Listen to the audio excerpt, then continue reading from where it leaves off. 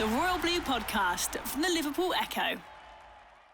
Hello and welcome to the Agenda Podcast. I'm Ian Crowe and I'm joined by Conor O'Neill. Everton might let you down, but you, the listeners and the fans, certainly don't, as we've been submitted a whole host of questions via the Royal Blue Facebook page as well as other various social media outlets. Conor, how are you? Surviving. Just about, yeah? Yeah. I see you've had a nice haircut. That must make you feel a little bit better. Well, you have to do something, don't you? After Saturday, you got to do yourself up. Something to give yourself a little boost, haven't you? So I treated myself to an haircut. Okay, well, we'll get right to it. We've got plenty of questions that you guys have submitted to us.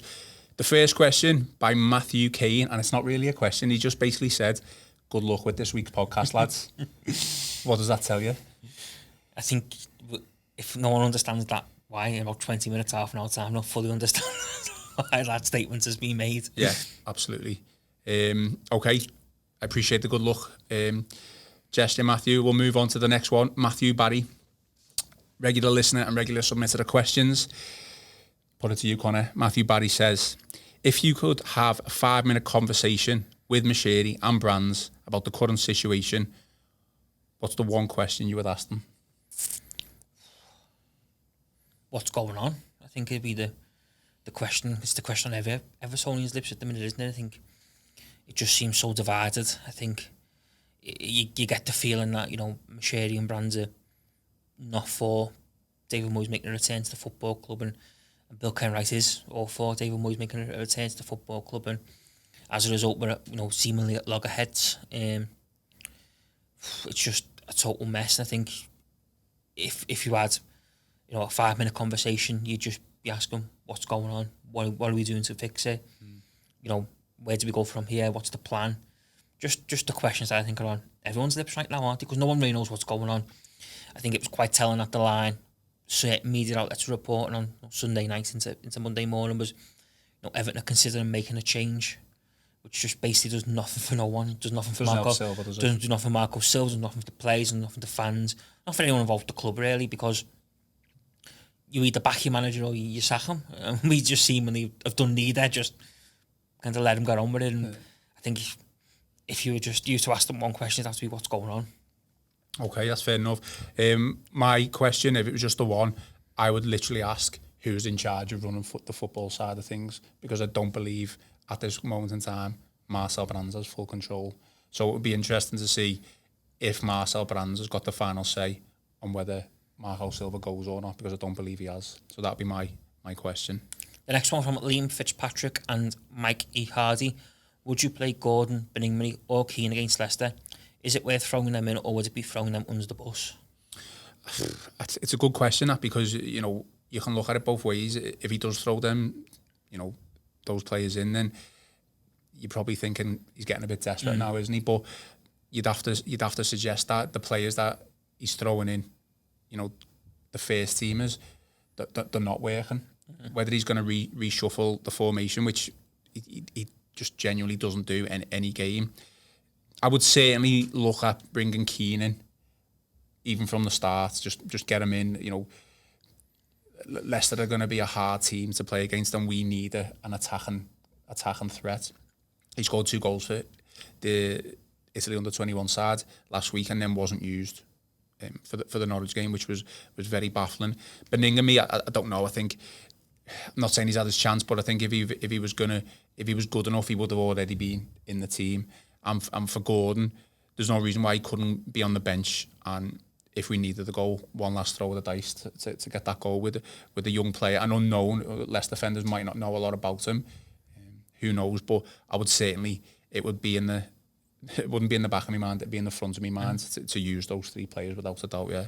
I think for me, I agree with the Keane, but I think the other 2, I think it's almost like a no-win for Silva, because if you just play them and it goes wrong and we get a bit of a tonkin or another disappointing defeat, he'll be criticised for throwing them in. Yeah. I think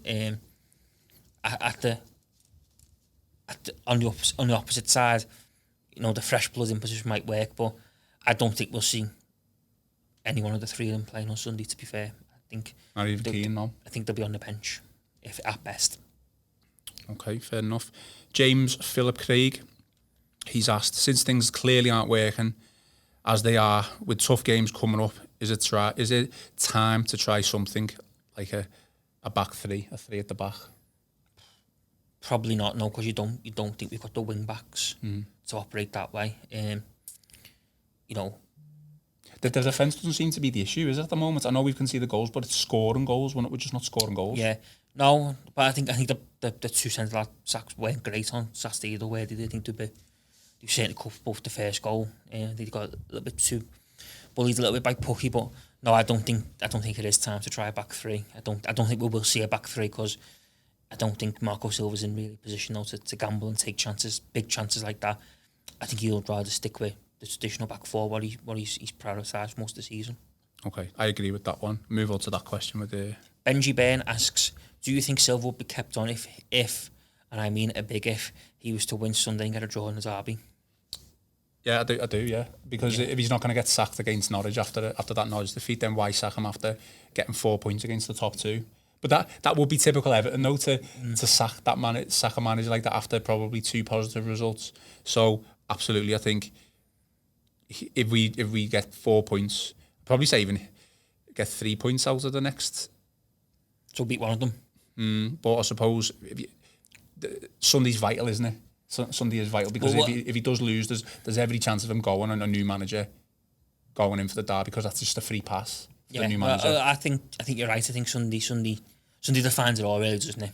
Sunday, you can forget about the derby almost and just focus on Sunday, because that is what defines it all, and that is what we will see whether they stick with Silva. I mean, my personal opinion is I think Silva will get the derby. I think even if we get beat on Sunday, I think he will get the derby. Yeah. I'm even inclined a little bit to think he'll probably get Chelsea at home. Really? Because I think if you look at the derby to when we play Chelsea, it's a really, really tight turnaround. You're going from playing Wednesday night and then Chelsea kick off his Saturday lunchtime. So whoever you do bring is probably going to get one meaningful training session with the players before another massive game. You get the feeling that a little bit maybe we'll send them out there to nail his coffin for one last time. What about a draw, though, against Leicester? Does that save him? Probably, yeah. I think it probably would. Yeah. Because I think, as you say, if we can't second after being beat by Norwich, then he looks a bit bulletproof at the minute, doesn't he? Right, okay. There's your question answered there, Benji. Martin Jarvis. Now, you're going to have to tell me how to pronounce that team. How'd you say it? Philomeco, yeah. I'll go with that then. Okay, Martin Jarvis has asked, with Mikel Arteta being touted and Philomeco third in Portugal under João Pedro Sousa, does that show how much Silva relied on Sousa's support last season and the importance of a top quality backroom staff? Well, this is an interesting one, isn't it? Because it's long been a case of like the Everton coaching staff coming under criticism and scrutiny. You think of Dave Duncan Ferguson, for instance.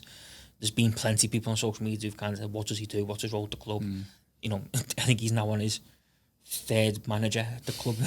Going to get sacked, which is by no means the best kind of dossier to have on your CV. You don't know how much of a say he has within the coaching setup. You don't know how much of a say he has yet, and you don't know how much Marco Silva listens to the people around him who are close to him and what say they have. I think you look at Man United, for instance, under Ferguson, towards the end of his tenure, the assistant manager is very much hands-on and on a lot of the coaching and the training and stuff. So you don't get the impression that's maybe the case with Silva. I think he's more of a hands-on coach himself. He's also on the training grounds and doing stuff. So I think in how much of an impact Sousa had at the club, you don't really know. Although he's obviously doing very well now, and he looks like he's standing on his own 2 feet with ease. You don't know the impact he had on the club in terms of the tactical setup and stuff. I think the importance of a top quality backroom staff is vital. I think if you look at all the big clubs and the best clubs who compete and are the standouts, they've got a really tight knit unit in terms of the coaching staff. I mean, Guardiola and Arteta at City, Jurgen Klopp and Pep Linders at Liverpool. Even like Brendan Rodgers now at Leicester. He's brought like Colo Touré and people like that. He's worked it previously, and everything seems tight knit.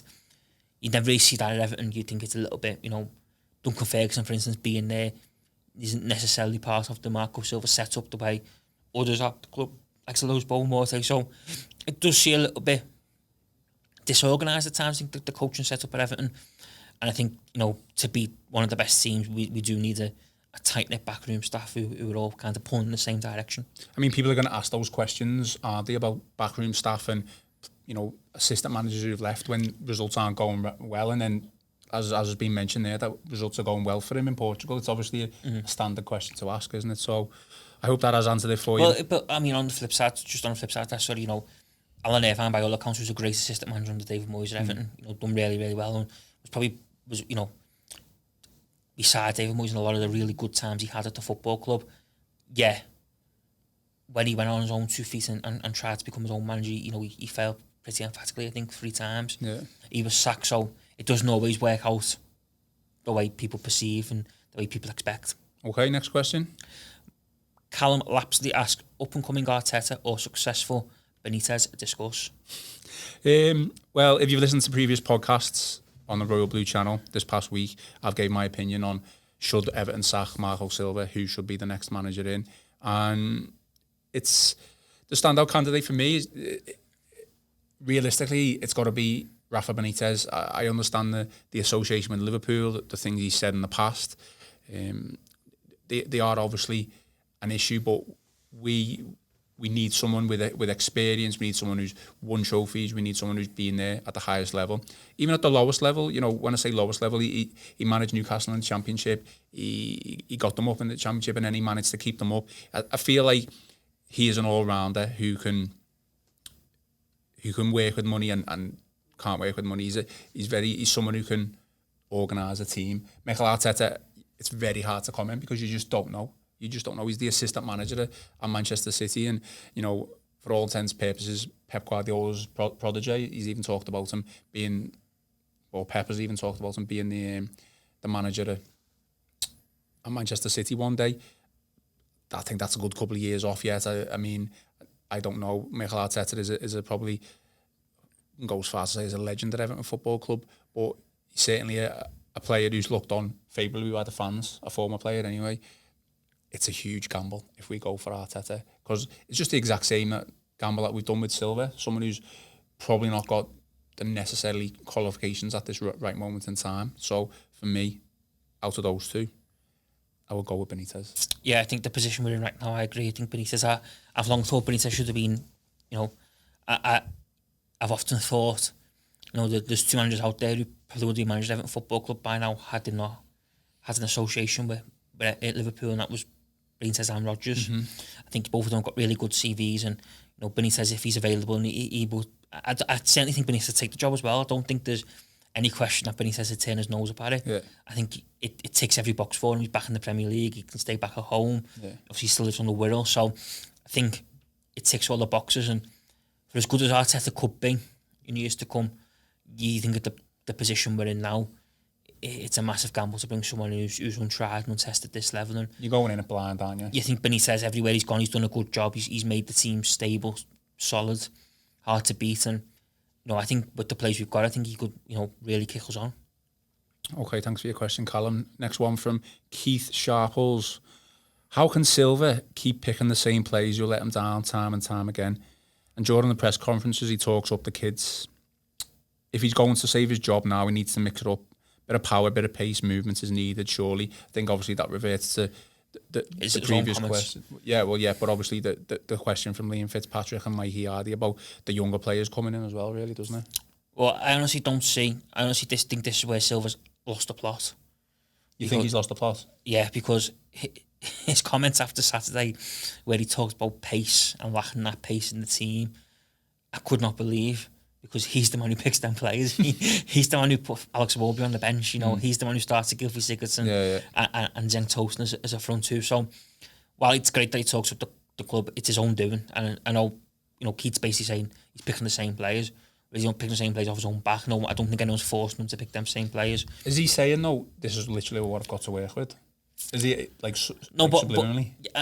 Maybe a little bit, but he's got people with pace and power and movement on the bench, i.e. Moise Keane, Alex Iwobi. So if that's what he wants from the players, we'll play them two up top then. Yeah. Play them two up top and play with Charleston and Walcott out wide. Couldn't agree more. You've got pace then, haven't you? You know, you've got pace. So you've got pace, power and movement.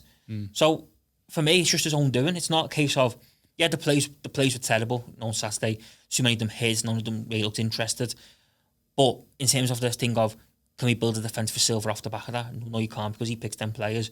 And his comments on Saturday, when I seen them on Twitter, I just could not believe he'd said that, because it just strikes as a manager who had lost the plot, because you can't basically moan about the team selection when you pick the team yourself. Craziness, absolute craziness. Oliver Evans asks, do we think it's a vicious circle? I heard as part of the last podcast one of the guys saying if he was Eddie Howe, leaving Bournemouth for Everton was a bad option. How are we going to change things and get a decent manager?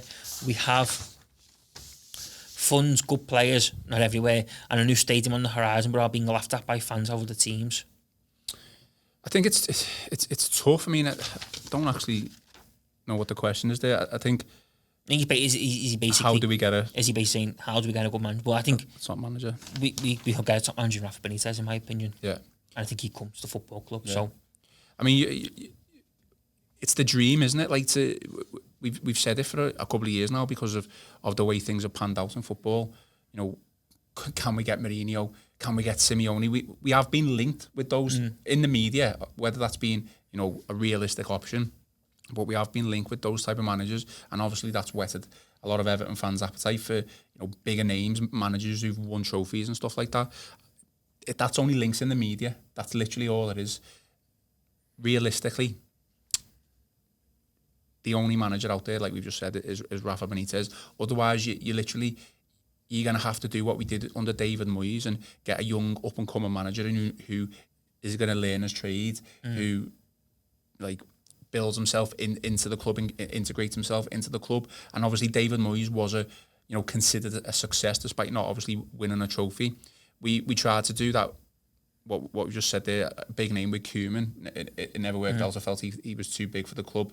I mean, Martinez, prior to that, he'd won a trophy. He'd worked well under Wigan, but obviously got relegated. It's a mixed bag of managers and what we need. I just think we need someone who knows how to organise a team defensively, midfield, and attack, and in the big games, know how to win the big games. Get your players mentally right to win those big games. And repeat myself again, but if Silva was to go, then it would be Rafa Benitez. I think the interesting point with that question as well is that there does feel an almost kind of inevitability now to Everton in terms of, if you're Eddie Howe at Bournemouth, you probably got a job for life, if we're being honest. The stuff he's done there, he's worked wonders, similar to Sean Dyche at Burnley, the fact that they are where they are and they're competing and doing so well, etc. They take a gamble and come to an Everton. If in 2 years' time, it's not 18 months, it's not working out, in all likelihood, they probably are going to get a P45 because we've seen that. And a good payout. Well, but whereas if he stays at Bournemouth, he keeps credit. And I think that's the angle of, it's not a backward step coming to Everton from Bournemouth. It's just a gamble of, well, you're in a job for life, comfortable. Do you come and move to Merseyside? And people forget as well, David Moyes, did have a lot of success at Everton, but there was also a lot of times in his early couple of years where he was on the ropes a little bit. Absolutely, yeah. And I think, if you look back now, and I know it's easy to say, he probably wouldn't have survived. He would have been long gone. Well, this is why we've been going through managers, a lot of managers. He probably would have been gone within 3 years, if we're being brutally honest. So, it's not like it used to be at Everton where, Bill Kenwright to give him time, patience. Everyone would just kind of accept there's going to be bumps along the road, etc.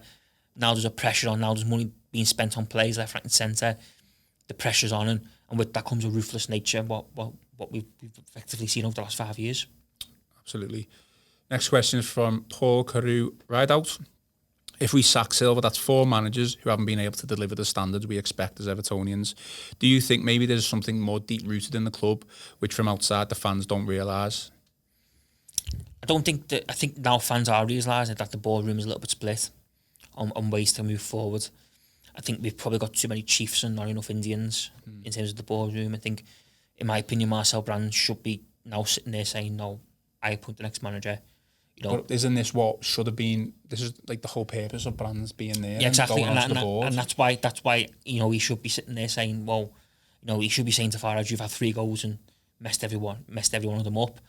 He should be saying to Bill, you're looking at it from a nostalgia, sentimental point of view and what David Moyes done for you. But he shouldn't even have to be saying these type of things. He should. He shouldn't. But I think it's hard, isn't it? Because you've got 2 men who seemingly want control, used to being in control. You know, the businessmen, the business owners.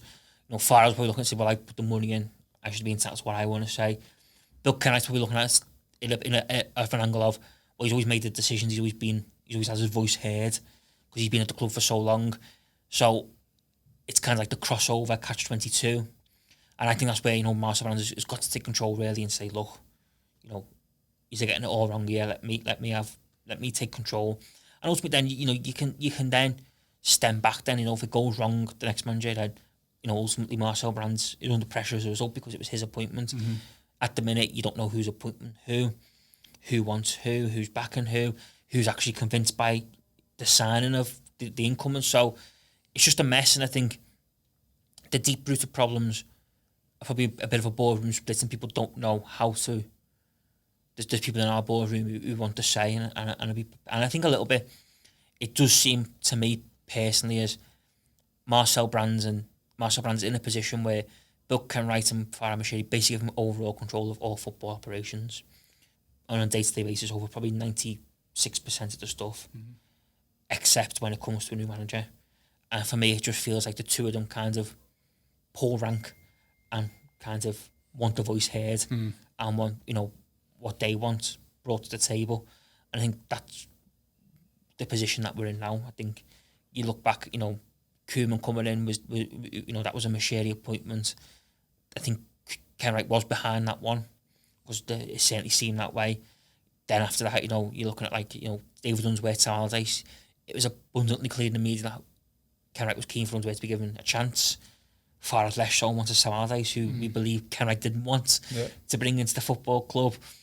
And then again, you know, Marco Silva was seemingly handpicked by Farah Mashiri, given the pursuit that has long started before he eventually become manager of the club. So I think the deep-rooted problem hasn't been identifiable in recent time, but I think the last certainly 4 days have showed the world that Everton's deep problems lie in the boardroom, or start in the boardroom, certainly. Yeah, I mean, the next question from Mark David Smith does relate to kind of what we just said there, doesn't it? Like, what is Brands' job?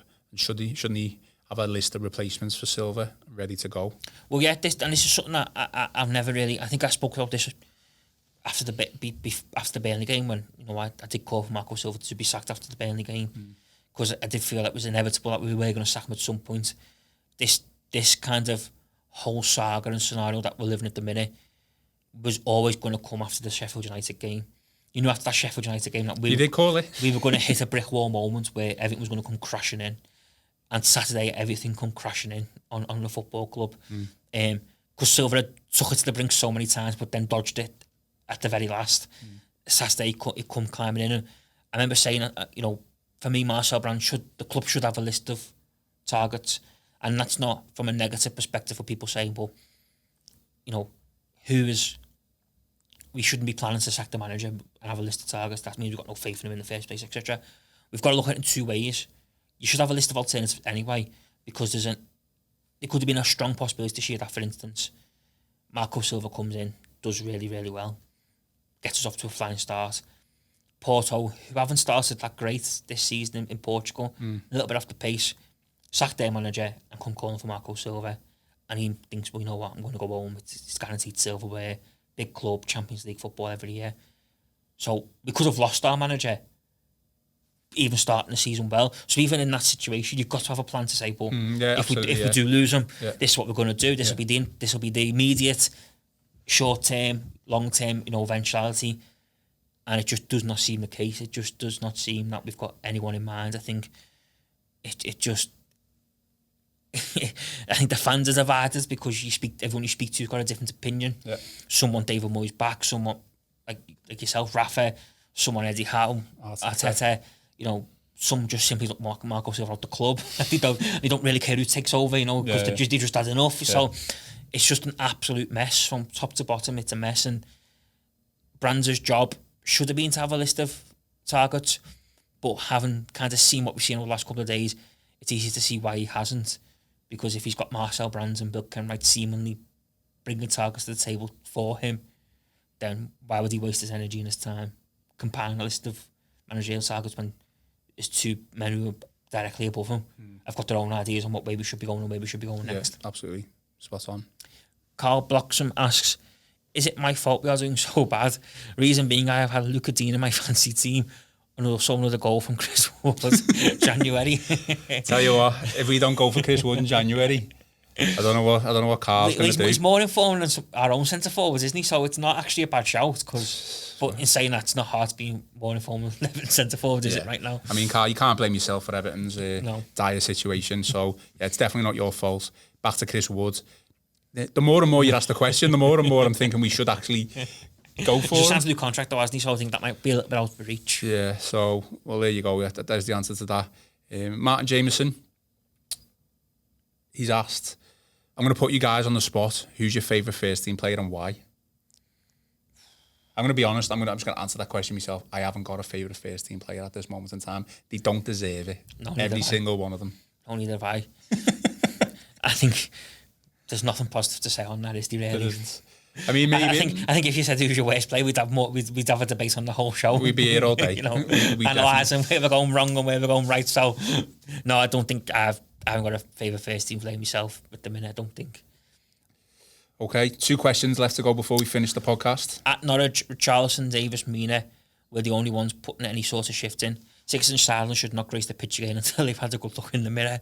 Iwobi and Delph hopefully will place them in the coming weeks. Still struggling to understand when losing 1-1, swapping Sidibe for Coleman. I think that is the big talking point, isn't it? That certainly surprised many people on Saturday. And that question is from Anthony Roberts Jr. That substitution, the way it comes so early, the fact that Silva opted to roll the dice on 63 minutes and kind of go for it, certainly took me by surprise and certainly, I think, left a lot of Evertonians in amazement at Goodison. Just a strange decision. You're 1-0 down, plenty of time to go, and he brings a right back on for a right back.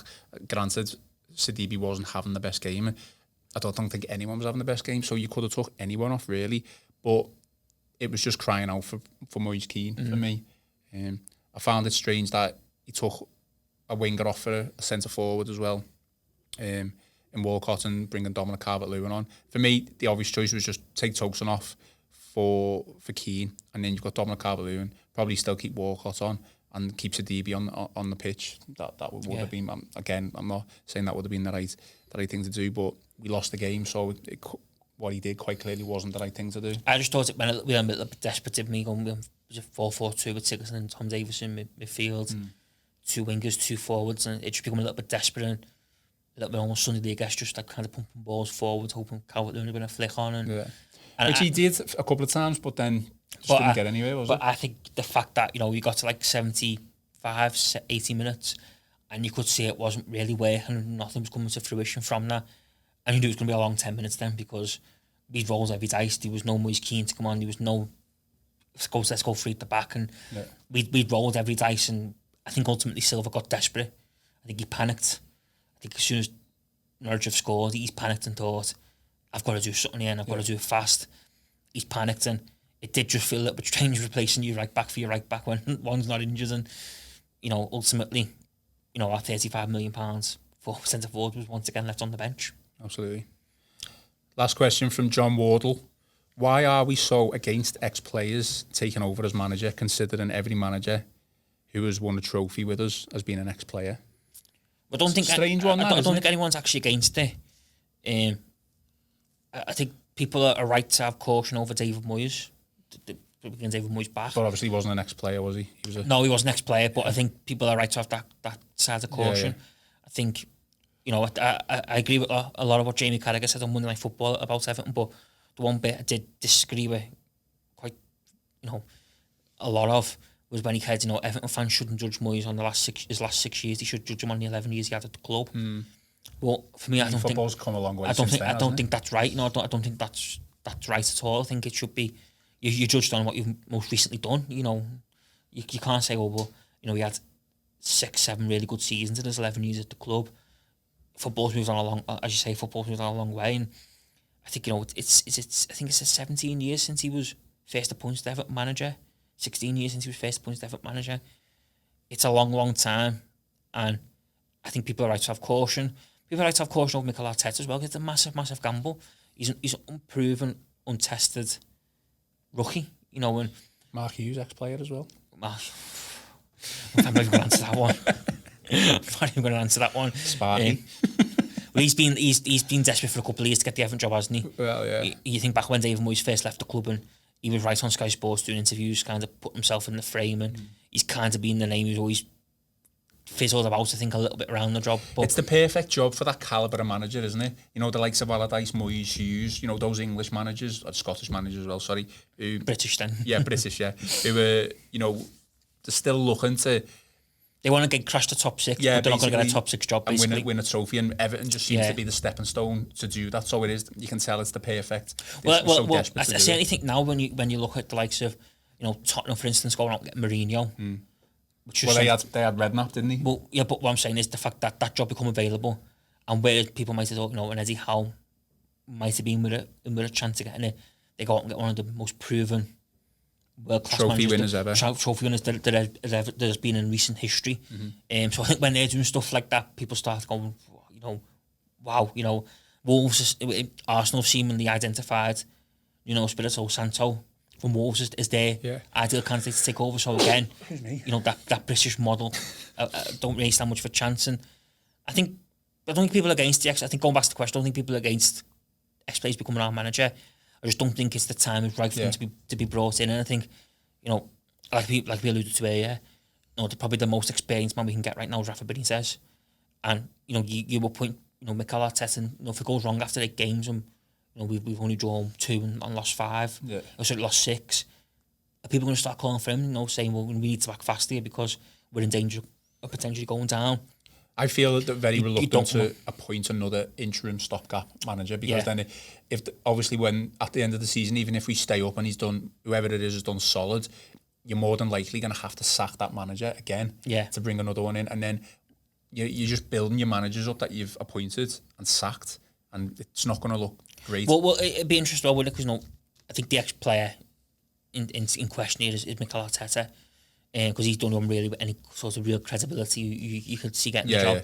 It would be interesting what they'd done with Mikel Arteta if he did come in, because, like I say, if he didn't get off to the best start and they were struggling, do the club just want to say, well, we're sticking by no matter what? You'd have to, though, wouldn't you? He's here for 2 years. No, but what I'm saying is, but if we were also nervous after his first 10 games, 4th from bottom, 2 points above the drop zone, nervous looking over our shoulder, do the club panic and think, well, we can't afford to get relegated?